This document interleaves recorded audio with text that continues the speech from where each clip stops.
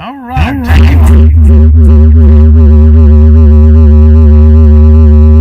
23. Psalm 23. We're going to the last verse. Psalm 23. Surely goodness and mercy shall follow me all the days of my life, and I will dwell in the house of the Lord forever. About to conclude our study in Psalm 23. I know I've been saying that for a long time because we've been in these Psalms for right at a year. God has blessed us. I hope you've received the blessing I've received by studying and teaching from Psalm 23. When I got started in it, I did not know we'd be in it this long, but the Lord has kept us here, and He's got His reason. What the Lord does is for a good reason. All things work together for good to them that love God, to them who are the called according to His purpose. Romans 8:28. So the Lord had His purpose. 23, and so we've stayed there as long as the Lord wanted us to stay. So now we at the last verse. Surely goodness and mercy shall follow me all the days of my life. I will dwell in the house of the Lord ever. Tremendous 6 verses. I hope you've been blessed. We'd planned on concluding our study today, but I've got so much I want to give you. I don't know if I'm going to finish it today or not, but we'll see. We're looking at verse 6. We're taking that part where David says of the Lord ever. We've been talking about heaven. For you that are here, haven't been with us the past 2 or 3 Sundays, we've taken that phrase and teach. We were teaching, or have been teaching on the subject of heaven, the house of the Lord. So that's where we're going to spend eternity, isn't it?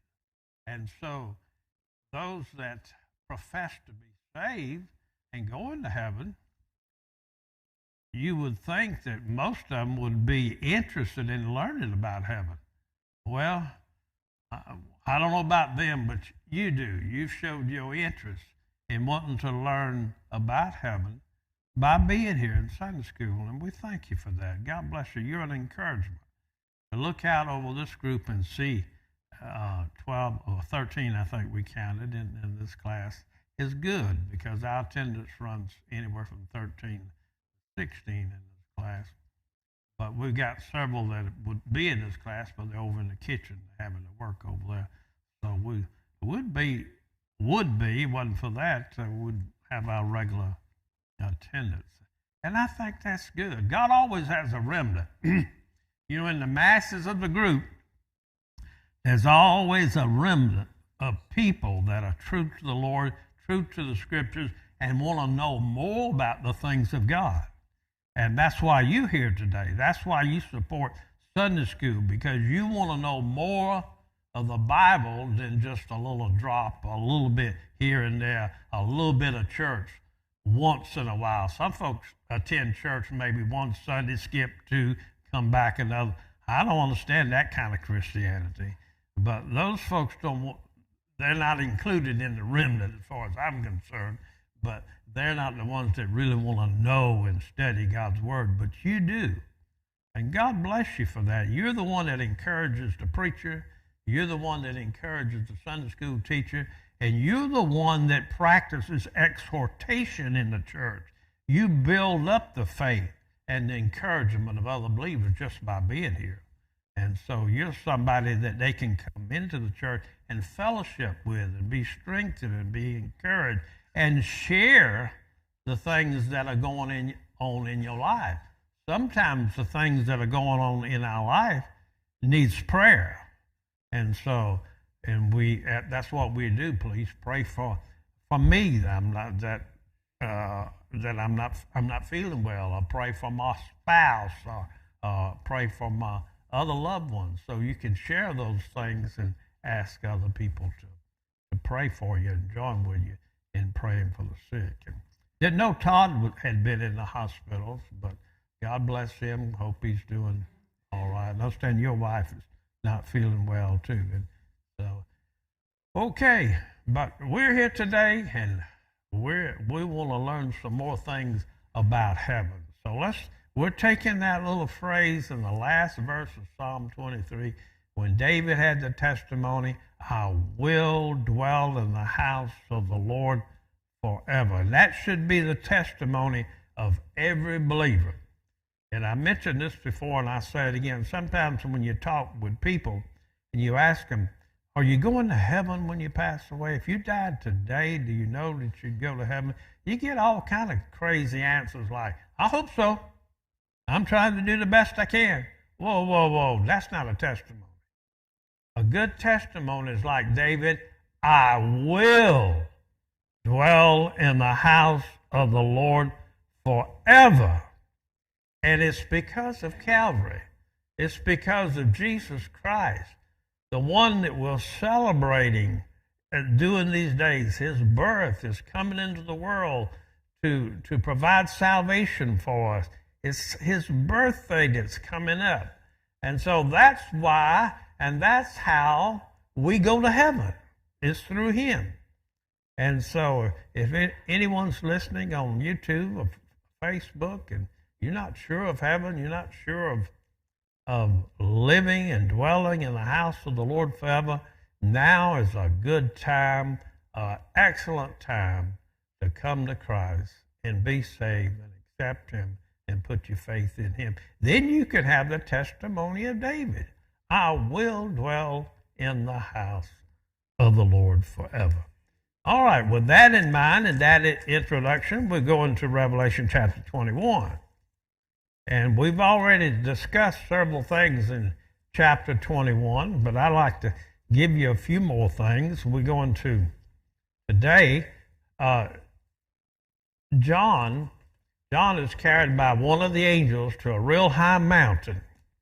And you might, and I think I've pointed this out, and you probably read it too, that John is in the Spirit. And he sees a lot of things that God allows him to see. Very similar to the Apostle Paul, who was caught up to the third heaven. You remember that over in the book of Corinthians, he gives that account, that he was caught up, but whether in the body, out of the body, he couldn't tell. But God did make a change. God had to make a change for John. John is in the Spirit. That's in contrast to being in the body.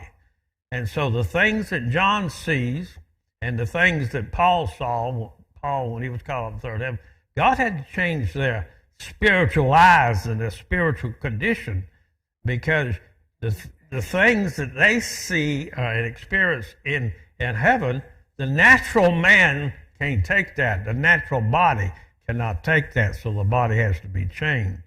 So John is in the Spirit, starts off in chapter 1, in the Spirit on the Lord's day, because the whole tribulation period, John sees some things that the natural man just cannot cope with. He sees a lot of tragedies.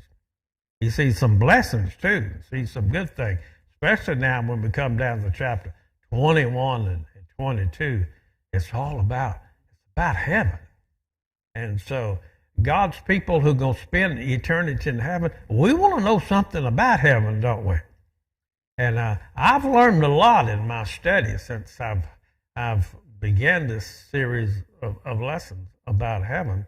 Some things I didn't know, or some things I just read over. You know, sometimes you read over verses in the Bible and you miss some things. And then when you come back and reread it again, woo, boy, it just comes out at you.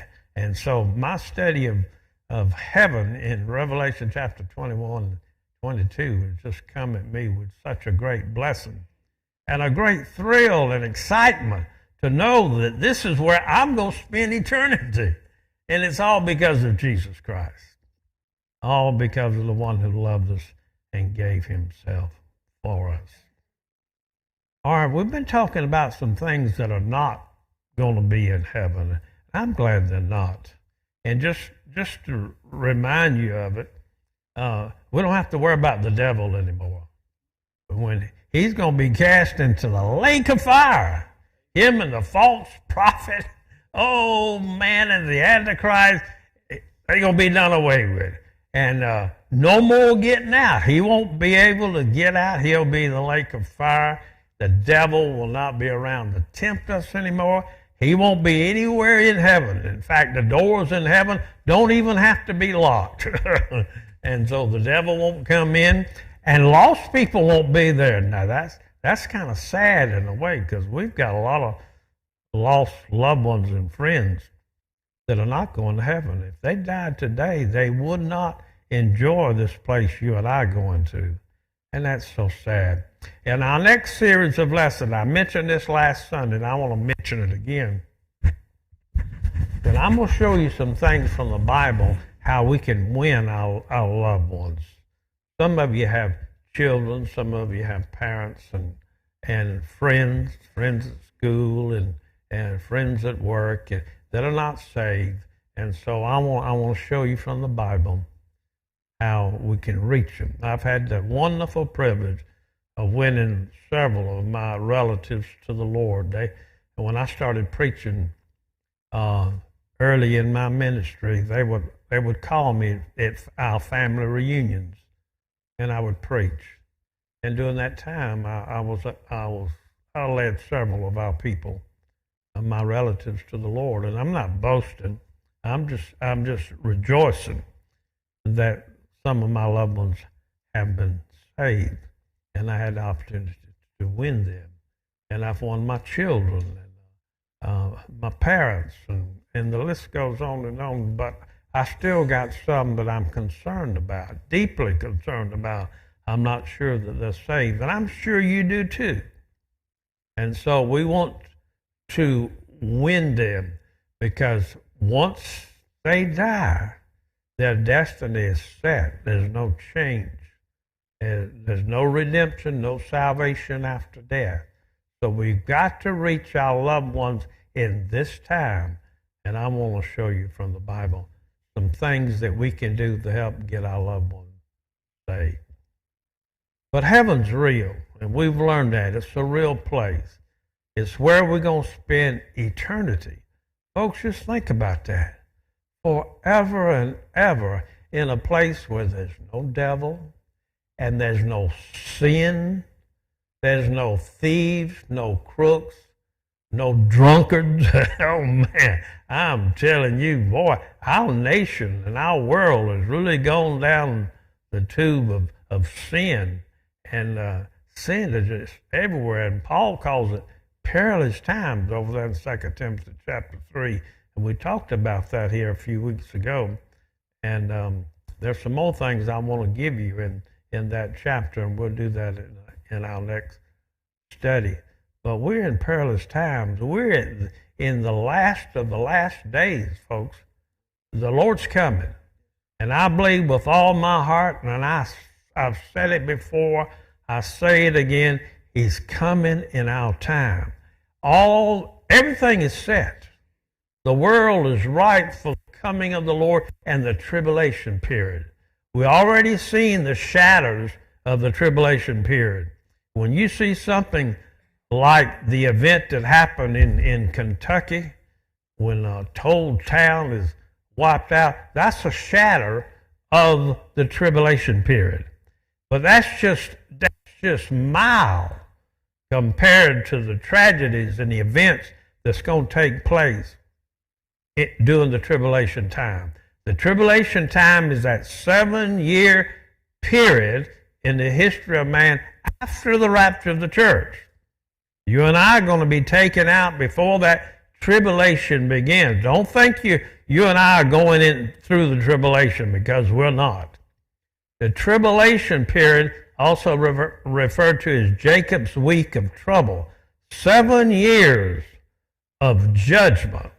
And the wrath of God falls upon this earth. God is fed up with sin. Sin has done reached to heaven, so to speak. And it's gotten so bad, the perilous times is upon us, and God's ready to judge. And he's already begun to judge. Now, he hasn't begun the tribulation period. Like I said, it's just a shadow of the tribulation period. But the tribulation period is just around the corner. And that means the rapture of the church take place at any moment, any second. And I hope you're ready. I hope you're prepared. He could come. Now, when we get to chapter 21 and 22, we're beyond the tribulation period in the history of our study. The tribulation period has come and gone, even the millennial kingdom on this earth. And we've referred to that several times in our study here, that the millennial kingdom after the tribulation period will last 1,000 years here upon the earth.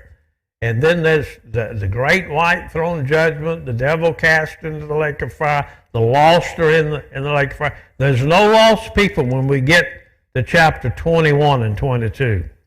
Again, all evil is done away with. No sin. We're now in our perfect bodies, and we're in heaven. We're with the Lord.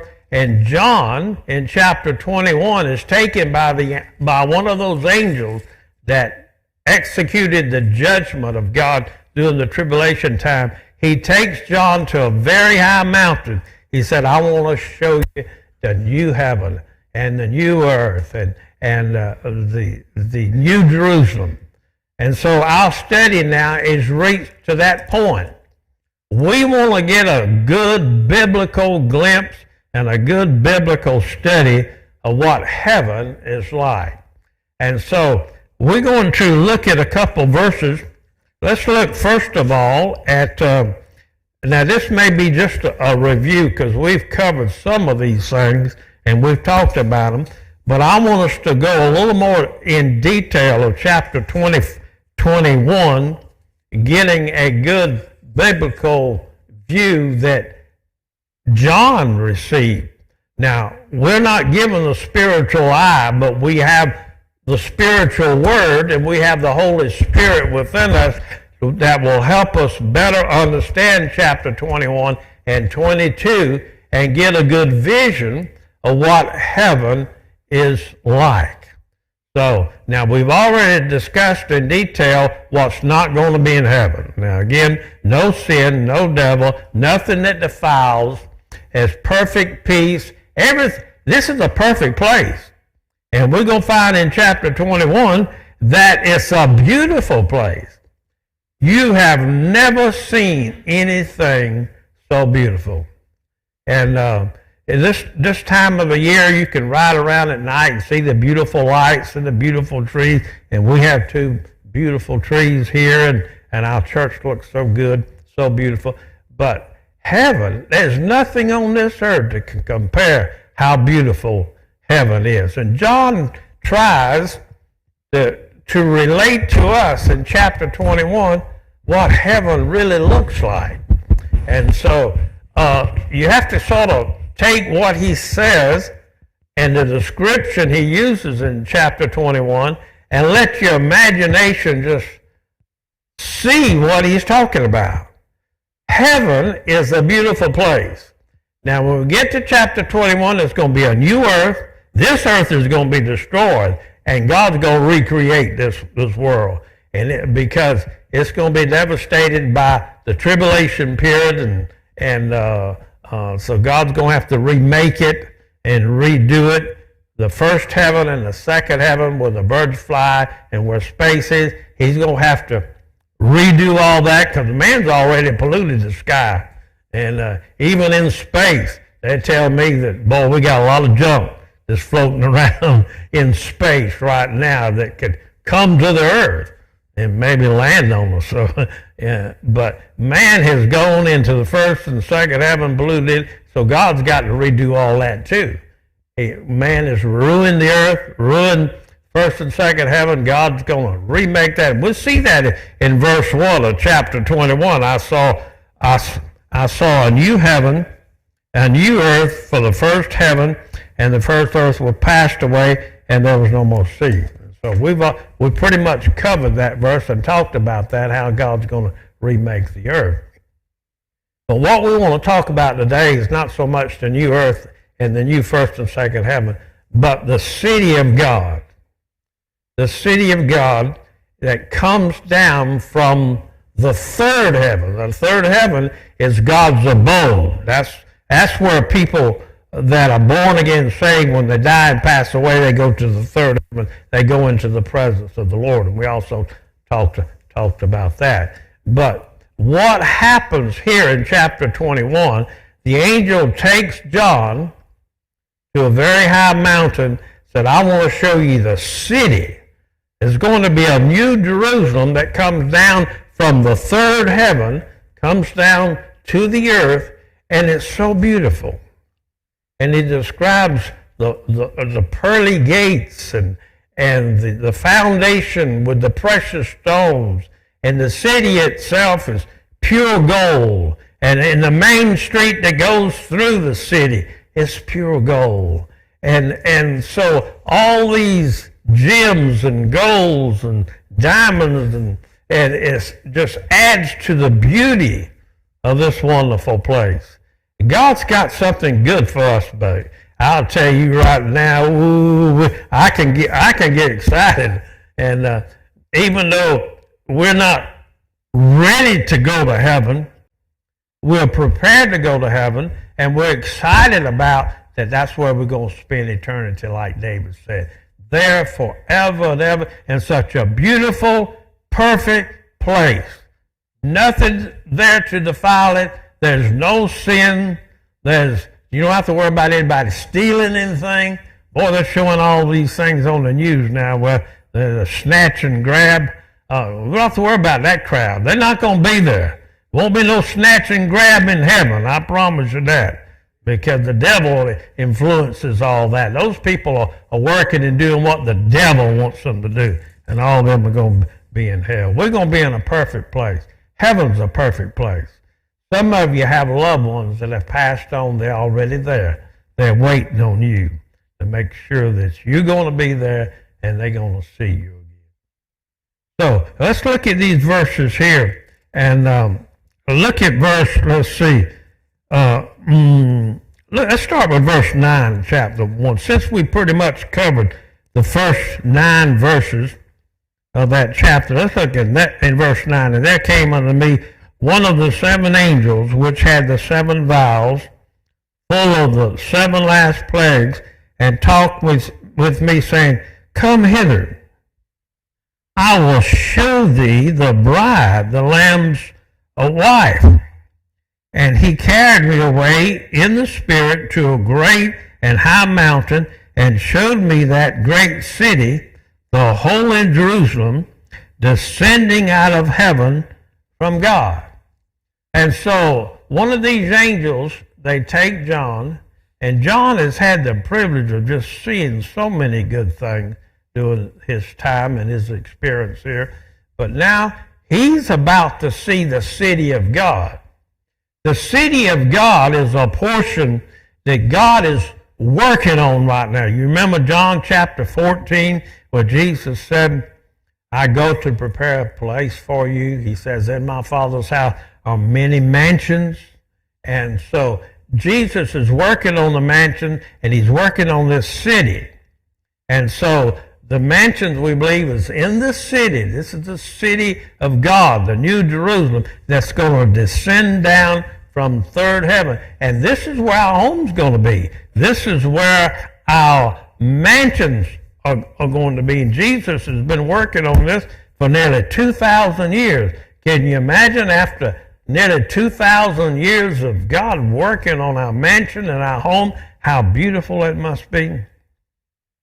And so John is taken by the angel to a high mountain. And there's a reason for that. Because we're going to learn in our reading of these scriptures that this new city, that where we're going to dwell, this pure gold city is very large. It's huge. And it's 1,500 miles long, 1,500 miles wide, 1,500 miles high, a perfect cube. And it's just going to be a wonderful and a big place. And we tried to describe to you or give you an idea of how large this city might be, being 1,500 miles wide and 1,500 miles long and 1,500 miles high. And so if you could just picture a picture of the United States from Maine to Florida and from the East Coast all the way to about the middle of Texas, gives you an idea of how big the base of the city is going to be. In fact, this city is so big that actually every person that's ever born during the church period, which is the bride of Christ, and this city is referred to as the bride of Christ. It's the bride's home. And so this city is huge and big enough that everybody could have been, if everybody doing the church was saved, there'd be room for everybody. There's room at the cross for you. Jesus died for everyone. God's not willing that any should perish. So God has made this city big enough that everybody can be there. But sad to say, everybody won't, will they? Some folks just don't get saved. I don't care what you do. You can pray for them, witness to them, preach to them, love them, treat them right, and they'll still say, nah, I'm not ready to be saved. One day I'll get saved. And they're not won't be there. They die without Christ. They can't be there. But God's got room for everybody. Room at the cross for you. Yes, it is. And so John is taken to a very high mountain so he can see this city. And so now here's what we have up to this point. We're going to talk about this city that comes. Boy, our time's just about gone already. This city that comes down from the third heaven, we have that. There's going to be a new earth, new heaven, first and second heaven, and now the city of God with our mansion in it. And the gates never close. We go in and out. We can even travel to the new earth. We can go to the third heaven. We can go to the first and second heaven. We can travel through space. We can go anywhere. We'll have a body like Jesus. And if we just want to be somewhere, we can just be there. And so it's going to be a happy time, a joyful time, and being able to do anything and not have to worry about getting sick, not have to worry about dying, not have to worry about growing old. Why would folks not want to go to a place like that? I don't understand. I'm glad I'm going. I just praise the Lord and I thank Him every day that I'm saved, and I'm going to be able to enjoy this wonderful, beautiful place we call heaven. The house of the Lord, the place that the Lord has prepared for us. Jesus said, I go to prepare a place for you and I will come again. And He is. He's coming again soon. He's coming in our time to take us home, and we're going right on to heaven to enjoy that wonderful place. All right, we've got just about 3 minutes, but let me just tell you a few things about this heaven. Pure gold. The streets are gold. It's large. Mansions. Now, I hope you don't have one of them Bibles that calls a dwelling place. God's got something better than a dwelling place. Mansions! Folks, do you know what a mansion is? Have you ever seen a mansion? Boy, they talk about sometimes these houses and mansions selling for $40 and $50 million. That's a dwelling place compared to God's mansion. And so Jesus called it mansions, so I'm going to call it mansions. And that's what He's got for us, and I'm ready to go. Now, it's pure gold. It's like a jasper stone, clear as crystal. So all these pearls and precious stones can radiate through.